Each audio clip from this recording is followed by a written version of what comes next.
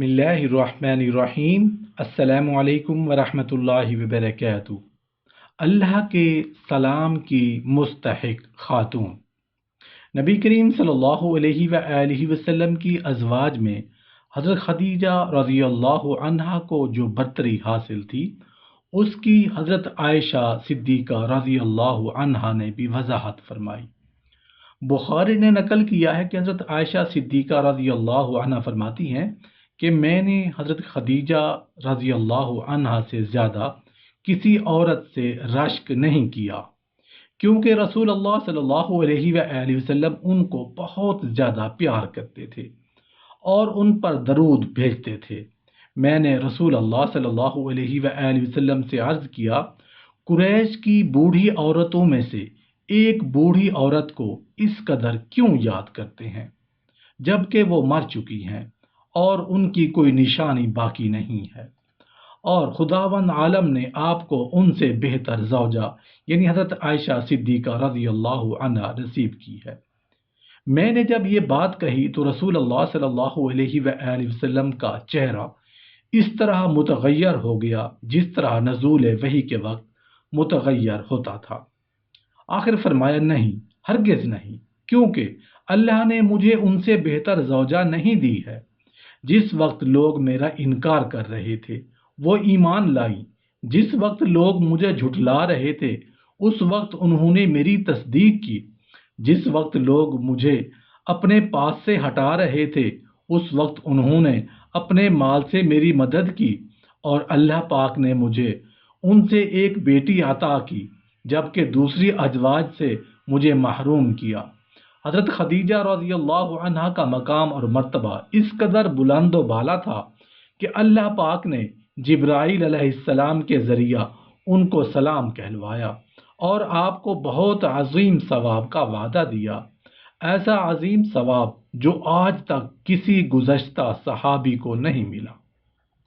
حضرت خدیجہ رضی اللہ عنہا کے لیے حضرت مریم علیہ السلام کی طرح آسمانی دسترخوان نازل ہوتا تھا، جیسا کہ بخاری نے اپنی صحیح میں حضرت ابو ہریرہ سے روایت کی ہے کہ جبرائیل رسول اللہ صلی اللہ علیہ وآلہ وسلم پر نازل ہوئے اور ایک بہشتی برتن میں بہشت کے کھانے لائے اور کہا، یا رسول اللہ صلی اللہ علیہ وآلہ وسلم، یہ دسترخوان اللہ پاک کی طرف سے حضرت خدیجہ رضی اللہ عنہا کے لیے ہے، اور ان کو میرا سلام کہنا اور ان کو خوشخبری دینا کہ آپ کے لیے بہشت میں ایسا محل ہے جس میں کوئی شور اور سختی نہیں۔ سلسلہ نسب یہ ہے کہ حضرت خدیجہ بنت خویلد بن اسد بن عبد العزا بن قصی پر پہنچ کر، قصی بھی پڑھتے ہیں قصا بھی پڑھتے ہیں، پر پہنچ کر آپ صلی اللہ علیہ وآلہ وسلم کا خاندان سرور کائنات حضرت محمد صلی اللہ علیہ وآلہ وسلم کے خاندان سے مل جاتا ہے۔ نسب کے لحاظ سے آپ صلی اللہ علیہ وآلہ وسلم رسول مکرم کی دیگر ازواج مطہرات کے مقابلہ میں سب سے زیادہ قریب ہیں۔ آپ رضی اللہ عنہا کی والدہ کا نام فاطمہ بنت زائدہ تھا اور لوئی بن غالب کے دوسرے بیٹے عامر کی اولاد تھی۔ حضرت خدیجۃ الکبریٰ رضی اللہ عنہا عام الفیل سے 15 برس قبل 556 عیسوی میں مکہ معظمہ میں پیدا ہوئی۔ آپ رضی اللہ عنہا مکارم اخلاق کا پیکر جمیل تھیں۔ عفت و پاک دامنی کے باعث اس عہد جاہلیت میں طاہرہ کے لقب سے مشہور ہوئیں۔ رحم دلی، غریب پروری اور سخاوت آپ رضی اللہ عنہا کی امتیازی خصوصیات تھیں۔ آپ صلی اللہ علیہ وآلہ وسلم کی پہلی شادی ابو حالہ تمیمی سے ہوئی، جس سے 2 لڑکے ہند اور حارث پیدا ہوئے۔ دور رسالت میں یہ دونوں لڑکے مشرف با اسلام ہوئے۔ حضرت خدیجۃ الکبریٰ نہ صرف اپنے شوہر نامدار تاجدار مدینہ حضرت محمد مصطفیٰ صلی اللہ علیہ وآلہ وسلم کی خدمت اور خاطرداری میں فخر محسوس کرتی تھیں، بلکہ آپ صلی اللہ علیہ وآلہ وسلم کے متعلقین کے ساتھ بھی اچھا اور قابل ذکر برتاؤ کرنے کو اپنے لیے اعزاز سمجھتی تھیں۔ رسول اللہ صلی اللہ علیہ وآلہ وسلم کے والد عبداللہ کی ایک لونڈی تھی، اس کا نام ام ایمن تھا۔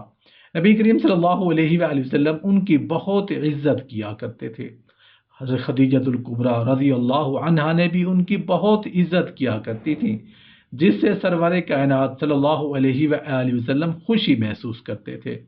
اسی طرح رسول رحمت صلی اللہ علیہ وآلہ وسلم اپنی رضائی ماں حلیمہ سعدیہ سے بہت لگاؤ رکھتے تھے اور ان کی بہت قدر فرماتے تھے۔ ایک مرتبہ حلیمہ سعدیہ مکہ مکرمہ میں آپ صلی اللہ علیہ وآلہ وسلم سے ملنے آئیں تو اپنی ناداری اور مفلسی کا تذکرہ کیا۔ نبی کریم صلی اللہ علیہ وآلہ وسلم نے اسی وقت اپنی زوجہ محترمہ حضرت خدیجۃ الکبریٰ رضی اللہ عنہا سے ذکر کیا۔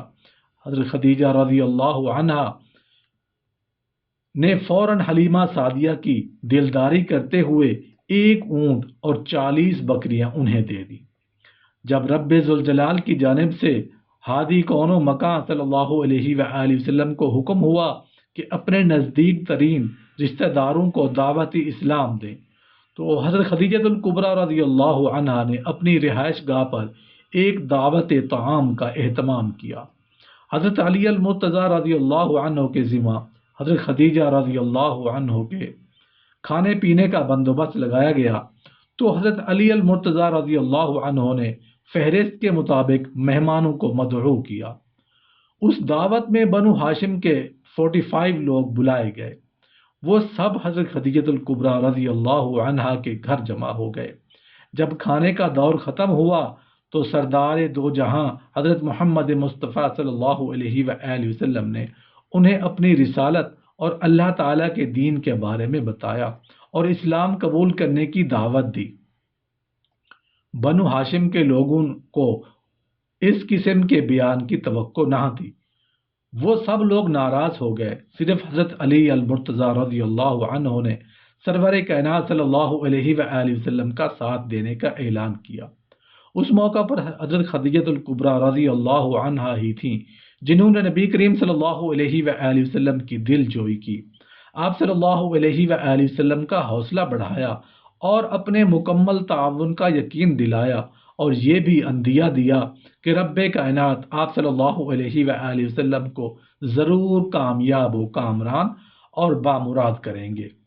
حضرت خدیجہ رضی اللہ عنہا وہ پہلی خاتون ہیں جنہوں نے حضور صلی اللہ علیہ وآلہ وسلم کی نبوت و رسالت کا اقرار کیا۔